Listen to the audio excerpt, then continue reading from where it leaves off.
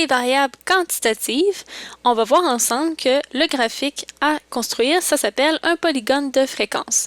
Comme d'habitude, pour faire un diagramme avec Excel, vous devez toujours préalablement avoir fait un tableau. Ici, nous avons le tableau de la distribution des tortues selon la longueur de leur carapace. Pour construire un polygone de fréquence, on doit en fait utiliser le milieu des classes. Donc, entre 160 et 170, on doit choisir 165.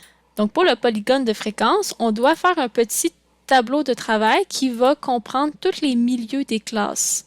Donc, je commence par écrire le milieu de la première classe, qui est 165. On fait la même chose pour la deuxième classe, et ainsi de suite. Ensuite, pour le polygone de fréquence, donc ça représente la variable qui va être la longueur. Pour le polygone de fréquence, il faut également avoir soit les fréquences absolues, donc le nombre de tortues, ou on peut prendre les fréquences relatives, donc les pourcentages. Donc, si je veux faire, par exemple, mon polygone de fréquence avec les fréquences absolues, je vais venir sélectionner mes nombres de tortues, clic droit, copier, et là, on sélectionne la première cellule à côté du 165 et on va dans l'onglet Accueil. On va faire un collage collé avec les valeurs. Pour le polygone de fréquence, on doit avoir une classe vide avant et à la fin de notre polygone. Donc, au début et à la fin de notre polygone. Ce que ça signifie, c'est qu'il va y avoir une classe qui va avoir 0 tortue au début et une classe à la fin qui va avoir 0 tortue. Comme on rajoute des classes, donc on va rajouter une classe à la fin qui va être entre 220 et 230. On va rajouter le milieu de cette classe-là qui est 225. Même principe pour la première classe, on en rajoute une qui va être vide, donc ça va être la classe 150 à 160. Donc là, on va prendre le milieu de cette classe-là imaginaire qui va être 155, le milieu. Notre petit plan de travail, notre petit tableau de travail est maintenant terminé. On est prêt à construire le diagramme, le polygone de fréquence. On va dans l'onglet Insertion. Dans les choix de graphique, on clique sur celui avec les petits points et on va choisir le nuage de points avec ligne droite et marqueur. Excel nous demande quelles données sélectionner. Donc, on va dans Sélectionner des données. Et là, on va sélectionner le petit tableau de travail qu'on a fait. Donc ici, ça représente la longueur de la carapace, qui est en fait le milieu des classes. Et ici, ça représente les fréquences absolues, donc le nombre de tortues, pour chacun des milieux de classe. On clique sur OK et on a notre polygone qui est créé. Il nous reste simplement à appliquer les normes de présentation.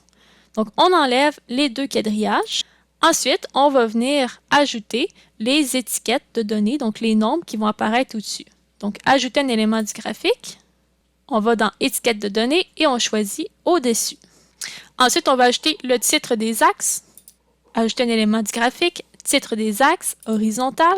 Ici, l'horizontal, ce sont les chiffres 150, 100, 150, 200, 250. Ce sont en fait les données qui sont ici qui représentent la longueur de la carapace, qui est le milieu des classes. Donc, on va écrire longueur et on écrit toujours les unités. Pour l'axe vertical, on vient ajouter le titre.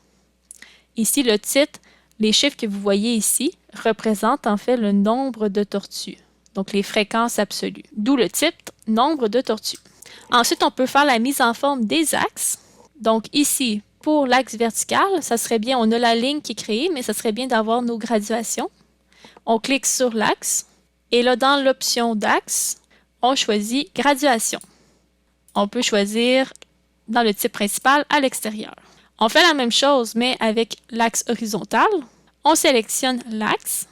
La première chose qu'on peut constater, c'est que le polygone de fréquence il est très concentré entre 150 et 225 à peu près. Donc, toutes les données qui sont ici sont inutiles. Donc, à la place de commencer notre axe à 0, on pourrait la partir un peu plus loin, ce qui ferait en sorte que notre polygone serait plus visible. Donc, au lieu de commencer à 0, l'axe horizontal, on pourrait la commencer à 150. Donc, minimum, on va venir le changer. On ne veut pas que l'axe commence à 0, on veut qu'il commence à 150. Et là, on voit que le polygone est devenu beaucoup plus visible. On peut venir ajouter nos graduations, nos lignes de graduation. Donc, dans Graduation ici, On peut venir par la suite enlever la bordure du graphique.